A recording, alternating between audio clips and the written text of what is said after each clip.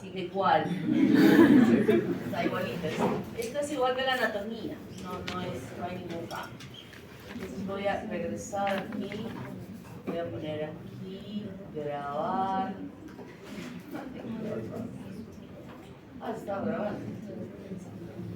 Tener la grabación, grabar, inicio de grabación. Tiene que poner como... Abro el micro. No, pero ya se está leyendo. O sea, bueno, ahora sí funciona. Sí, creo que el micro porque ya ya está funciona. transcribiendo. Pero es el celular, es el celular ese. Eso sí era simple. Ya no.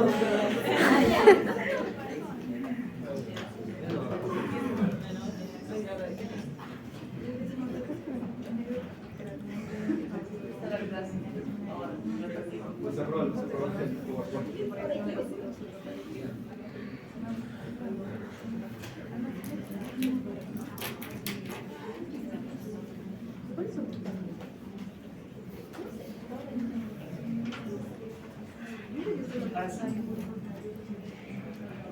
Entonces, les decía que habíamos visto esto ya en las clases pasadas, donde aquí debajo de esta parte está la notocorda, donde hay señales moleculares importantes que van a proteínas que se van a producir y que van a transformar al ectodermo suprayacente a que se ensanche, se enduece y forme la placa neural. De este mismo lugar se emiten otras señales moleculares para que induzcan a que esa placa plana se forme un surco. O sea, se descienda, se deprima y forma este surco. Y otras proteínas moleculares que van a hacer que eso que estaba así se cierre. Pero en ese proceso no solamente esta inducción neurológica induce la formación de esta placa, sino que las células que están hacia los lados también tengan una transformación neurológica, que son las células de la cresta neural. Pero cuando ya esta orden ha dicho se cierra el surco y se cierra de esta manera, esas celulitas que estaban a los lados se individualizan, se separan y van a quedar atrapadas entre el ectodermo que se fusiona por encima y el tubo neural que también se ha cerrado, ¿no? Entonces estas celulitas, las células de la cresta neural, cuando yo estoy mostrando esta imagen partida, ustedes están entendiendo que está puesta a todo lo largo de la extensión, no es solamente en esta parte, no es en toda. Entonces esas celulitas se individualizan y se colocan en toda su extensión. Y desde ese punto van a empezar a migrar a todos los lados para poder tener potencial. Lo tiene, el potencial lo tiene. Pero molecularmente va a decir, tú vas a hacer esto, tú aquello, tú aquello. Y ya hemos visto que a nivel de esas células de la cresta neural, en la parte cefálica, cómo se transformaron en músculo y en hueso en la formación de la cara. Igual van a ir desplazando. Y esas celulitas se llaman las células cromafínicas, que nosotros las vemos de un color un poco más oscuro y que en la práctica les estamos enseñando y les decimos, miren estas células cromafínicas, son células de la cresta neural, que están desplazándose con una orden de que se vayan a diferenciar en alguna célula y que formen un tejido. Entonces esta placa neural, que hemos dicho que forma un surco y luego se cierra, inicia su cierre en la mitad de toda la extensión y luego va cerrándose hacia la parte cefálica y hacia la parte caudal, y hemos visto también que la parte cefálica, la placa es mucho más amplia que la parte caudal, ¿verdad? Y esto hace que al cerrarse ya la parte cefálica tenga una prominencia, una formación que va a llevar a cabo a la formación de las vesículas cerebrales. Entonces se va cerrando para llegar a este punto. Primero se va extendiendo y hemos visto que aparecen a los lados los zonitas que van a dar origen, y hemos visto óseo muscular, y posteriormente vamos a ver todo lo que se forma a partir de ellas. Se va cerrando y quedan estas aperturas, los neuróporos anteriores y posteriores.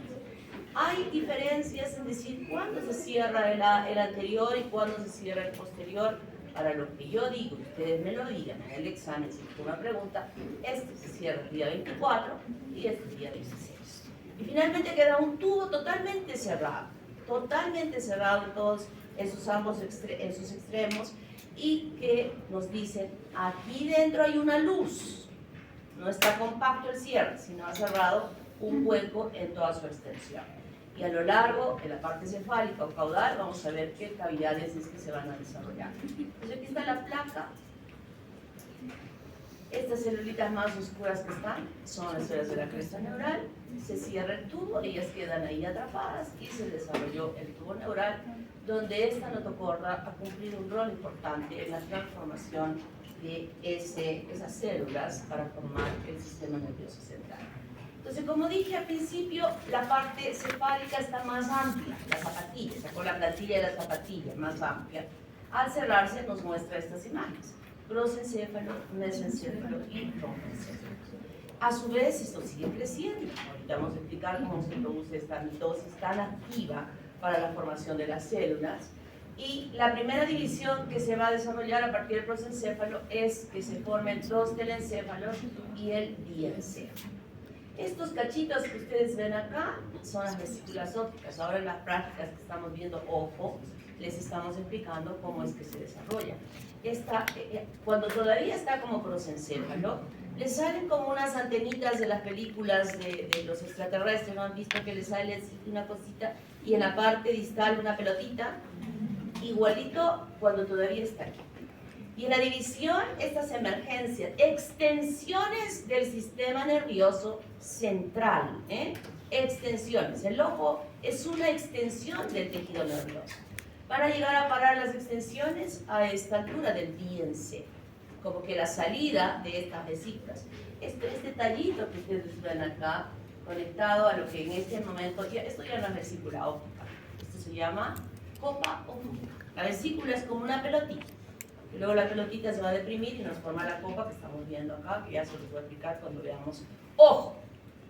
Yo lo que quiero ratificar acá y que ya ustedes vayan entendiendo, que la parte neurológica del ojo, ¿cuál es? El nervio, obviamente, pero dentro de la estructura propia del ojo. La retina. ¿No? Voy a sacar mi cuaderno para ir anotando participaciones.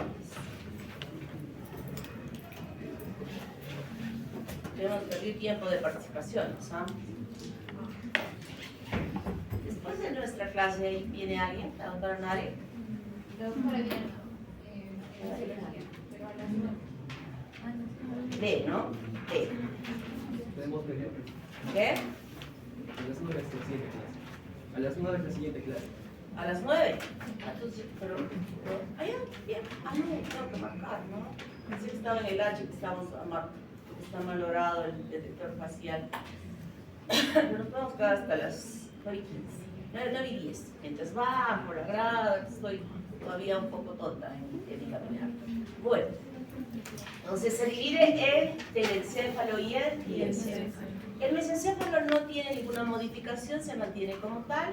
Y el romboencéfalo, sí, ya les hemos explicado en la práctica cómo es que se forma esta forma romboidal para dividir el romboencéfalo en metencéfalo y en mielencéfalo. Los espacios son estas cavidades que están puestas acá, el primer y segundo ventrículo, el tercer ventrículo y el cuarto ventrículo, y la luz que está dentro de la médula siempre más estrecha. Y esto es una podadura. Se produce, no es que como han visto en las láminas, primero las veíamos. A ver, ese niño que está ahí riendo, una risa más y te vas. ¿Está claro? Por favor. Tú, de negro, tú. ¿Qué te estoy diciendo? Estuvo puesta en la lámina así, después la hemos visto ya dobladita y habíamos visto que como se veía de un lado, habían 5 vesículas superpuestas, ¿verdad? Entonces, están los telencéfalos, el diencéfalo, estos ojitos que están chiquitos, pero al momento que hemos visto ya eran unas estructuras súper grandes, y el mesencéfalo. Aquí se forman curvaturas. La primera curvatura va a ser esta. ¿Cómo se llama? Curvatura. A ver, voy a empezar de esta fila y voy a seguir. Curvatura mesencefálica. ¿Cómo se llama? Arce. Esta es la primera práctica, la primera clase que hemos hecho de la otra. Ya voy a poner así ya no me engañan. La primera yo había dicho doctora y no me anotó. Mentira. Estoy orbitando en orden. Esta curvatura, ¿cómo se llama? A ver, a esta fila. A ver, mira. Cervical. Nombre. Romana Chata. No, me dicen con Romana es tu apellido. Román. ¿Dónde está Román? ¿Y cómo se llama esto? De la otra fila, ¿qué niño de lentes? Tú. Sí. O mejor le llamamos nosotros istmo mesencefálico. Istmo mesencefálico. ¿Cómo te llamas tú? Carpio Ochoa. Carpio. ¿Por qué no hablan tan bajito? ¿Por qué no hablan como yo? No tienen voz. Entonces, esto va a hacer que con esta curvatura pontina dividamos el metencéfalo del mielencéfalo y se forma de esta manera esta plegadura tan importante que nos orienta a nosotros a ver, ¿no? Sigue plegándose, lo más que se desarrolla es el telencéfalo, que cubre todas las estructuras del cerebro medio y también del posterior, porque este telencéfalo es lo que más va a desarrollarse, cubriendo todo lo demás. Este es el que va a formar los hemisferios cerebrales. Entonces, la histogénesis de esa placa neural que se engrosaba, que formaba lo que se llama neuroepitelio, es que va a haber una gran actividad mitótica donde esta célula esta es la membrana limitante externa y esta es la membrana limitante interna. Entonces, de ella se desplaza hasta la parte, casi chocando a la membrana limitante externa, y empieza todo el proceso de la división celular. Y va nuevamente retrocediendo para poder dividirse ya y vuelve a regresar y aquí se forman dos células hijas. Y esas dos células hijas nuevamente es ese proceso como se van formando las células. Y cuando ya se formaron estas células más maduras, pasan para acá, que es la capa del manto, donde inicialmente las células no tienen ninguna extensión, luego se convierten en uniculares. Esta no tiene ninguna, uniculares, y luego se convierten en multipolares, porque todas las neuronas tienen tantas extensiones, las dendritas y las neuronas, ¿verdad? Y sus extensiones van distribuyéndose periféricamente aquí para formar la capa marginal, ¿no? Esta queda como capa del manto y esta como capa marginal. Mientras siga desarrollándose y siga desarrollándose más y más y más células, porque he dicho, es lo que más crece. Y hemos visto que es lo que más crece en realidad cuando hemos visto al recién nacido que su cabeza es así y su cuerpo es así, ¿no? Pues hemos visto que es enorme su cabeza y esta gran actividad mitótica de este neuroepitelio al final ya no lo hace y esta capita se va a convertir en la capa pendimal. Entonces, esa capa pendimal que ustedes hemos podido ver al centro de la médula en varios cortes que vemos, ese fue el neuroepitelio. A partir de ellas es que se originó toda la cantidad de neuronas que se llegaron a desarrollar. Y en ese proceso de división, hemos visto que aquí se produce también una celulita que se llama la neuroglía. La célula de la neuroglía que da lugar a la formación de dos estirpes celulares, que son los astrocitos y que son las células de los oligodendrocitos, ¿verdad? ¿Cuál es la función de los astrocitos? Para allá ahora. A ver, esta niña. ¿Protegen la neurona? ¿Cómo? ¿Actúan como macrófagos? ¿Cómo acá? No. A ver, aquella niña de rojo. Forma la barrera hematopoietis. Hematoencefálica. ¿Cómo es? ¿Cómo funciona esa barrera? Permiten que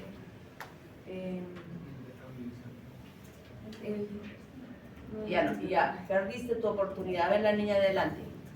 Hacen contacto con el capilar. No, la niña de delante de ella que está adaptada, perdóname. Evita el contacto entre el capilar y la neurona, entonces le pasa los nutrientes a la neurona sin que tenga contacto con el capilar. ¿Solo los nutrientes? También el oxígeno. El oxígeno, también el oxígeno. ¿Cómo te apellidas, niña? Pacheco Herrera. ¿Qué? Pacheco. Pacheco. Yo escuché a Chata y no encontré ni una Chata. Pacheco Herrera. Exactamente. Esa es la barrera hematoencefálica. Es el edecán del presidente. ¿Saben la función del edecán, verdad? El edecán es el que entra primero a un ambiente antes que entre el presidente, por si acaso hay una bomba. Es el que come primero lo que va a comer el presidente. Es el que bebe primero. Claro que aquí aquí no hay de... El presidente se come donde sea, donde le alcancen algo, ¿verdad? Pero en otros países no es así. O sea, la exclusión es muy importante para proteger al presidente. Y la neurona es un presidente.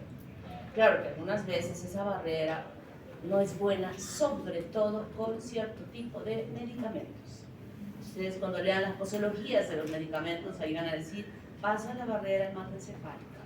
Entonces, no se debe usar porque puede dañar a esas neuronas. Y aquí tenemos dos astrocitos, fibrosos y protoplasmáticos. ¿Este quién es? Es protoplasmático. Este es el protoplasmático. El fibroso tiene menor número de extensiones, ¿se acuerdan, verdad? Sí, paredes mamá. Paredes mamá.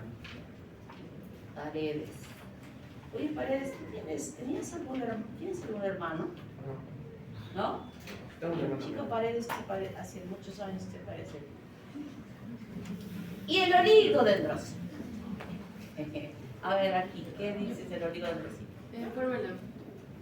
La de lentes. La formación del mielina. ¿Dónde? En el sistema nervioso. En el sistema nervioso central. Apellido. Solano Hurtado. Solano.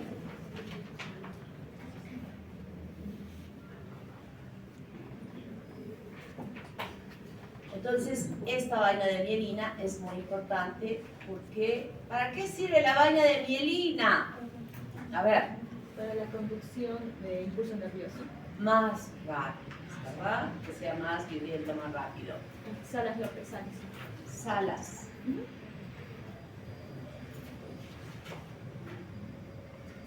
No hay salas, así.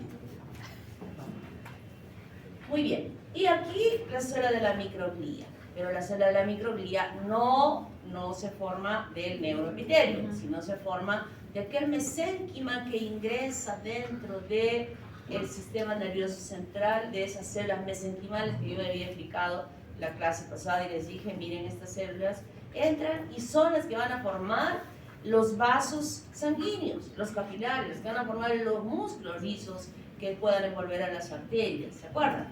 Y que también van a formar no solamente la musculatura, el propio vaso sanguíneo, porque las células nerviosas no van a dar origen a la formación de ese endotelio para la formación de ningún vaso sanguíneo. Y conjuntamente con ellas entran estas células que se van a diferenciar en las células de la microglía que tienen la función de la fagocitosis, ¿verdad? De la defensa. Entonces lo mismo, como viene de acá, se divide y va diferenciándose en las diferentes células y al final se queda como ella cuando ya agotó su capacidad de división. Y va formando una estratificación, porque los núcleos se ponen en diferente altura y parece que fuera una capa gorda, pero en realidad es un pseudoestratificado que ustedes ya conocen para formar la parte de la sustancia, la capa del manto que va a formar la sustancia gris y que luego van a extenderse todas las extensiones de cada neurona para formar los nervios. Entonces, en esta diferenciación del tubo neural tenemos prosencéfalo, mesencéfalo, romboencéfalo y la médula, y el del encéfalo va a formar la paleocorteza, la neocorteza y el cuerpo estriado. El diencéfalo, epitálamo, tálamo, hipotálamo y fundíbulo, mesencéfalo, el techo, el tegumento, los pedúnculos cerebrales, el romboencéfalo, el metencéfalo, como algo muy importante que se forma a partir de él, el cerebelo y la protuberancia. Y el mielencéfalo, el bulbo raquídeo. Ustedes ya saben lo que significa el bulbo raquídeo, ¿verdad? Y la médula simplemente se transforma como médula espinal. Entonces vamos a estudiar desde la parte baja de la médula y vamos a ir ascendiendo hasta el encéfalo.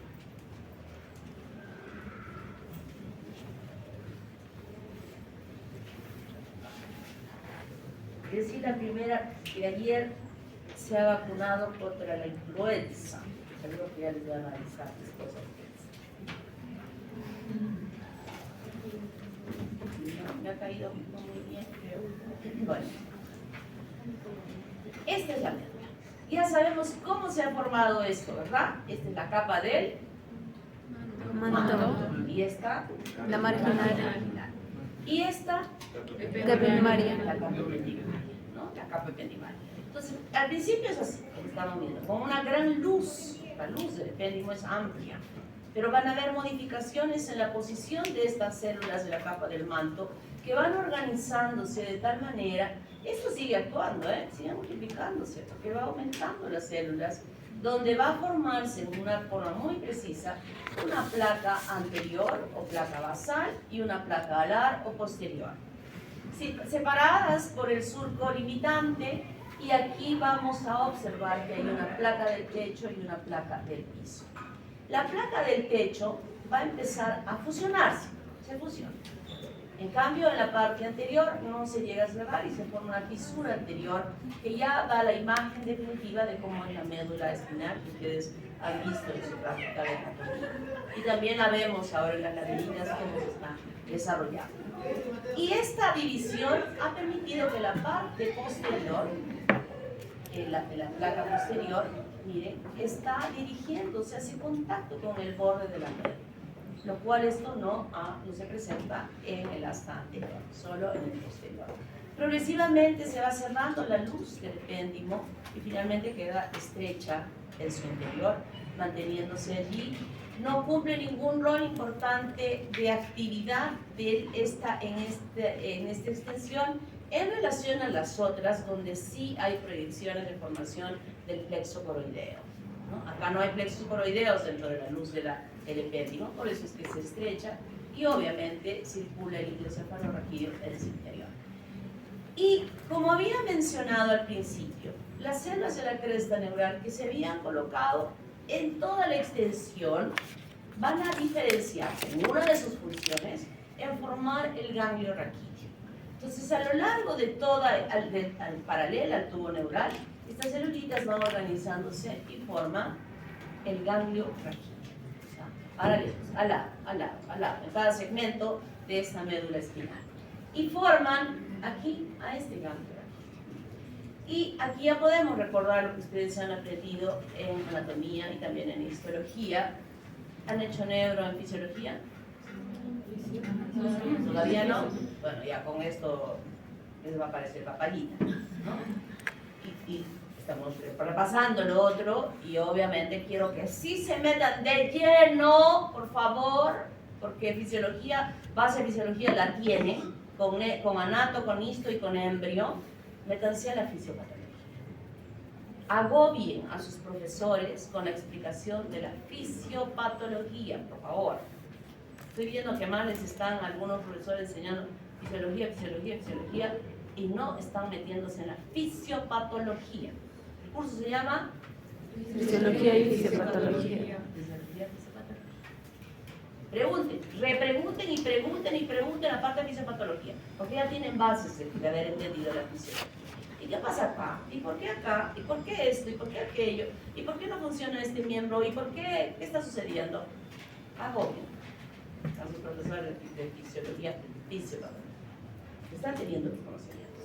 Y entonces, tenemos aquí que en el asta anterior están las neuronas motoras. Y de ellas emergen las extensiones que ya hemos visto cómo se han formado en la capa marginal y van a salir formando lo que es la raíz motora anterior. Y se viene aquí para formar la raíz mixta. Y estas neuronas que están localizadas en el ganglio raquídeo también tienen extensiones que han salido y han salido y han salido y se han ido y han crecido y han crecido y han crecido y han crecido y han crecido y han llegado hasta la punta de mi dedo medio y del dedo gordo del dedo de mi pie abajo. Han crecido enormemente. Y esta está recogiendo la información de aquel uñero que me puede estar saliendo en el dedo gordo de mi pie izquierdo, que duele, ¿verdad? Entonces llega la información, está recogiendo la información esta neurona que la va a introducir aquí a el asta posterior, donde se encuentran las neuronas sensitivas, diciéndole, oye, te está doliendo tu dedo gordo, ¿qué vas a hacer con él? Pues yo qué debo hacer, y esa información se va a ir para arriba, ¿verdad? Ve al podólogo para que te arregle la uña. ¿Se dan cuenta? O sea, ese es un circuito que nosotros cuando hablamos aquí simplemente hablamos de un arco reflejo. Un arco reflejo importantísimo, sin necesidad de que vaya para arriba, Porque ese arco reflejo está haciendo esto. Bueno, en lo mío ya no tanto, ¿no? Pero en esos otros sexuales que preparan su cuerpo para el verano, el tono muscular, el tono que mantiene nuestro cuerpo con tono, es el resultado de este arco reflejo que se está produciendo. Pero las otras informaciones van directamente hasta el cerebro. Y aquí, en esta partecita, ¿quién está? Que no he apuntado ahí. ¿Quién me dice que hay ahí? Está entre el asta anterior y el asta posterior. A ver, allá. Ese niño que está levantado. El asta lateral. ¿Qué? El asta lateral. Asta lateral, ¿así se llama? A ver, esa niña. Asta intermedio. ¿Qué importancia tiene ese asta intermedio? ¿Dónde está? ¿Qué hace? Nada. A ver acá, esa niña de lentes. Transmite los impulsos nerviosos viscerales. Están ahí las neuronas de la motora visceral. Motora visceral. ¿Cómo te llamas, niña? Guaranas Flores. Visceral. Muy bien. Aquí estoy preguntando esto porque luego vamos a revisar lo siguiente. ¿Hasta acá se entendió bien? Y miren acá. Funciones de la médula espinal y el encéfalo. Placa alar, aferente o sensitiva. ¿Qué es A? Que viene, que está viniendo de afuera. Y eferente, que está saliendo para afuera, a donde vaya. Entonces aquí nosotros tenemos en la placa alar diferentes centros de neuronas que van a recoger justamente esa información a lo largo de todo nuestro organismo, nuestro cuerpo. Aferente somática general. Es el aporte sensitivo procedente de la piel, de las articulaciones y los músculos. Todo lo que sintamos nosotros, de todos esos sensores que tenemos, y que voy a preguntar en el examen, ¿qué hace Krauss? ¿Qué hace Ruffini? ¿Qué hace Meissner? Todo eso voy a preguntar en el examen, ¿eh? Por favor, voy a preguntar. Van a ir preguntas de eso. Entonces son recogidos y llevados al asta posterior por este aferente somático general. Aferente visceral especial. Esta palabrita especial significa o está relacionado a lo que sucede en relación a la formación de los arcos faringios.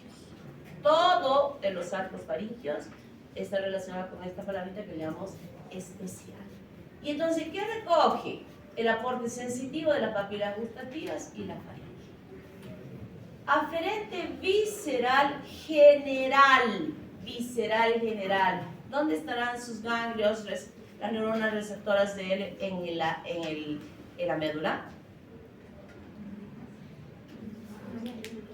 En el asta intermedio. En el asta intermedia. Por eso es que justamente les decía qué hay aquí para que ustedes ya correlación. Aferente visceral, visceral general, aporte sensitivo, procedente de las vísceras y el corazón. Placa basal. Eferente visceral general. Enlaces autonómicos de dos neuronas desde el asta intermedia a las vísceras. Este está en relación a esto.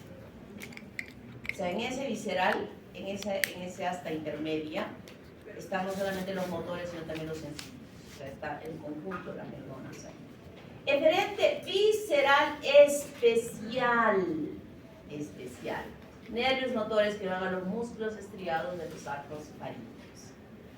Eferente somático general. Por si acaso esto de E, B, E, puedo ponerles con siglas en el examen, ¿eh?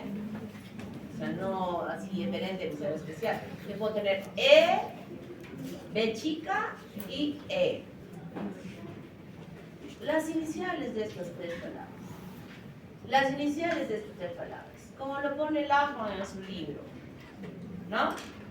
Claro que no estoy diciendo que lean a Lachmann, ¿no? Porque con Lachmann muere. ¿Quién sigue Lachmann? Levanten la mano. ¿Y solo han estudiado de Lachmann? ¿Solo han estudiado de Lachmann? No, es Lehmann es bueno, definitivamente es bueno, pero después de que han leído Moore. Porque Moore les explica, les hace entender y Lehmann es el repaso. Pero de lo que yo han entendido. ¿Ya? Es como en anatomía. Hay un libro de Rebollo, no sé si ha cambiado, pero en mis tiempos era Rebollo, creo. ¿Ok? Ahora no me acuerdo cómo se llamaba el libro. Pero había unos que estudiaban de ese libro y los demás estudiábamos de Holmes. Y les decíamos a los que estudiaban de ahí, no estudies de ahí, te van a jalar. No, que está bonito. Jalado. O sea, hay libros que son de repasos. Ese libro con eso repasa. No tengo tiempo para repasar, yo solo leo de acá. Murió. Varios murieron, se quedaron.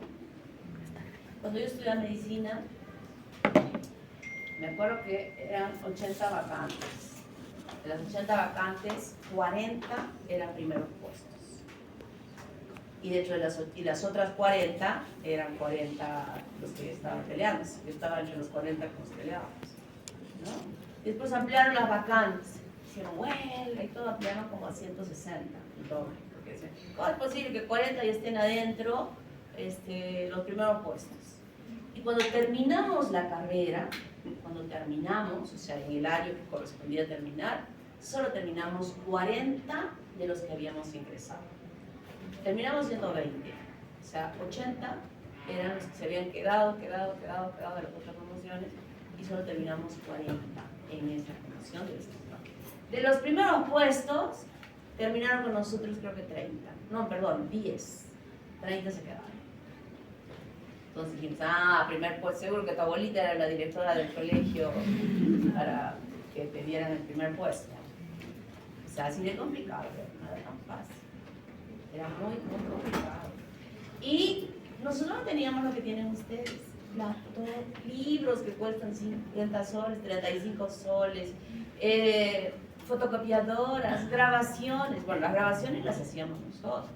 Íbamos con nuestra grabadora de ese tamaño para poner ahí en el piso y grabar. Y había un profesor de bioquímica que no sé, ni se les ocurra poner la grabadora ahí en el piso porque él las patea. Las clases eran así, era una clase, no sé si le conocen la UNSA, el Traninco, y las pateaba. Nosotros poniendo la grabadora ahí, ese año no pateaban ninguna grabadora, pero grabábamos la clase. Y después teníamos que copiar la clase con unas máquinas esas negras de abogados que había antes, en papel sedita, nos juntábamos en guías, papel sedita y calcar para hacer. Escuchando a ver qué dijo, porque el profesor camina y se aleja y se dejaba no había micro ni nada, sino era lo que grababa. Y claro, quien le tocaba esa clase estaba ahí escribiendo todo lo que podía y él corregía. Le entregábamos su clase, entre los días nos repartíamos, ¿no? Sobre todo esas clases que eran muy complicadas. Y para tener el libro, que no podía, el libro costaba $300 cada libro, $300, 250, era imposible poder comprarse un libro así. Teníamos que amanecernos en la biblioteca, en las graditas, en este frío terrible, abrigados, para que a las 7 que se abría la biblioteca pudiéramos sacar un libro. Y que teníamos que devolver los que estaban por 2 días. Teníamos que devolverlos para que otra vez amanecer y sacar los libros. Y miren lo que tienen ustedes. Y jala. Miren lo que tienen ustedes y miren lo que teníamos nosotros. En esas condiciones que les estoy contando, ¿ustedes hubieran querido estudiar medicina? ¿Hubieran amanecido? Yo creo que algunos sí.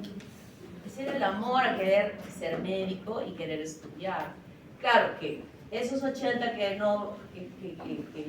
se quedaron, o sea, esos que se quedaron definitivamente no eran los que iban a morirse. Nos decían, ustedes son los tontos. Los tontos fueron ellos, ¿no? Y muchos de ellos ni siquiera terminaron la carrera porque era tan larga, y se casaron, y no trabajar, embarazaron, y no terminaron. Esa fue la realidad. Como yo estudié, el doctor, pero la mayoría de profesores de la UNSA más o menos de mi generación, estudiamos de esa manera. Aquí en la facultad, el doctor Farfán, ¿lo conocen al doctor Farfán? Que fue el director de la escuela hasta antes que yo fuese. Uno de cabeza blanca. El decano igual. O sea, muchos que ya nos tenemos que ir, hemos estudiado las promociones. Les tienen todo tan fácil, se meten a la computadora y les sale el libro. Tienen fotocopiadoras para poder fotocopiar lo que necesiten. O sea, tienen IA. ¿Y qué están usando el IA? En plagiar. Bueno, eso lo hacían hasta en la pandemia, ¿no? Esto que les digo, ¿motivará en algo sus actitudes? Espero que sí. Y valoren, chicos, valoren enormemente lo que sus padres hacen. Eso sí, quiero subrayar. Valoren. Así que ya saben, ¿eh? La médula en su formación se forma paralelamente, en extensión es al borde de la columna vertebral en cuanto a las vértebras. Pero progresivamente las vértebras van creciendo más, o sea, el crecimiento es mayor entre las vértebras que el crecimiento y la multiplicación de las células nerviosas en la formación de la médula. Entonces, va creciendo y va acortándose la médula en relación al tamaño de las vértebras. Pero la pía madre que recubre a la médula se va extendiendo o va quedando pegada al borde inferior de la columna vertebral, formando lo que se llama el filum terminal. Y eso es muy importante porque fija la médula dentro del canal para que no se retraiga la médula hacia arriba en ese canal. No lo fija. Y progresivamente, como habían nervios que emergían a la misma altura y que se metían entre estos espacios intervertebrales, luego esos nervios van quedándose alargados y siguen saliendo por estos espacios intervertebrales hacia la parte que les corresponda inervar. Y va quedando más corta la médula y todos esos nervios van a formar la cola de caballo. Cuando nace el niño, el recién nacido, la altura de la médula llega a L3.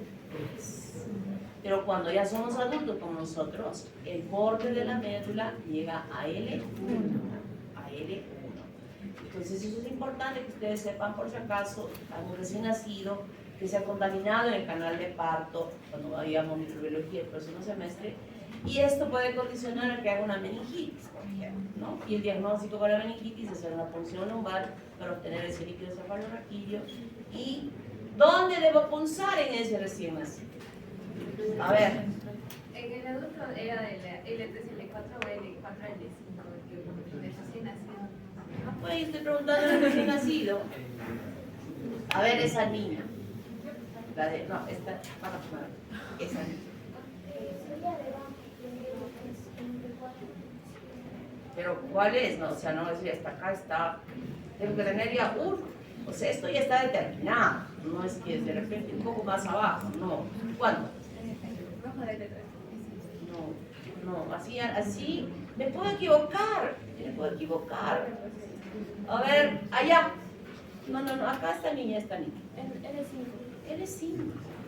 En L5, ahí no hay pierde. ¿Cómo te llamas, niña? Bernedo Segarra. L5, ¿no? Porque ahí ya no será, no será, le pincho, no le pincho. Y ahí al pobre niño, jovencito, yo lo dejo para él.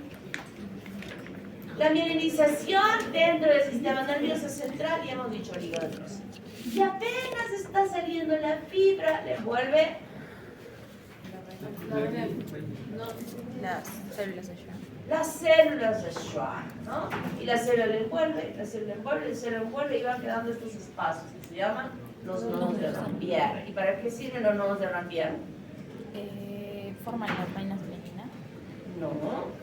A ver ese niño de casaca marrón. ¿Qué? Para hacer más acelerada la conducción. ¿Tú te llamas? Concha, pero de la sección D, doctor. Es que vamos a perder el jueves. Si no, ay, ¿tú? ¿También de la D? No, no, yo soy de...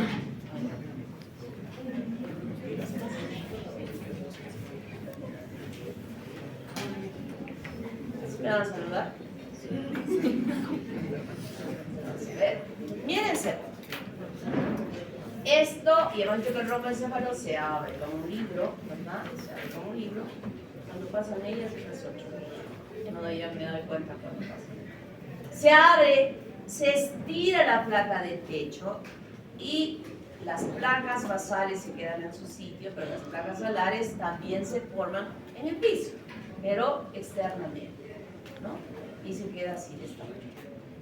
Esta parte del melisoma es muy importante, porque aquí sí se forma este plexo coroideo, muy importante en la producción de líquido cefalorraquídeo.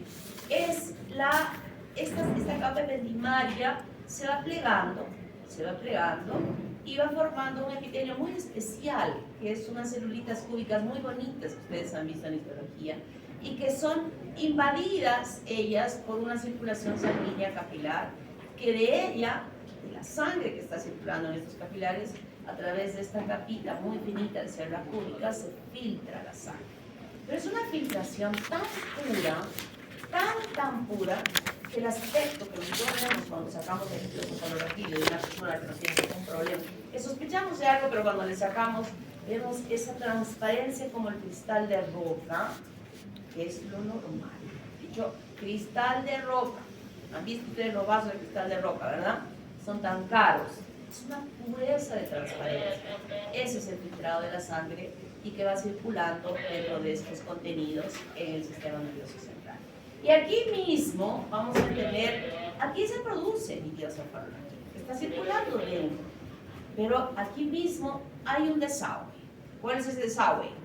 A ver, no, ya hablaste tú, ¿verdad? No, todos tienen oportunidad. A ver ese niño. Los agujeros de Lusky-Mayenkiel. Los agujeros de Lusky-Mayenkiel.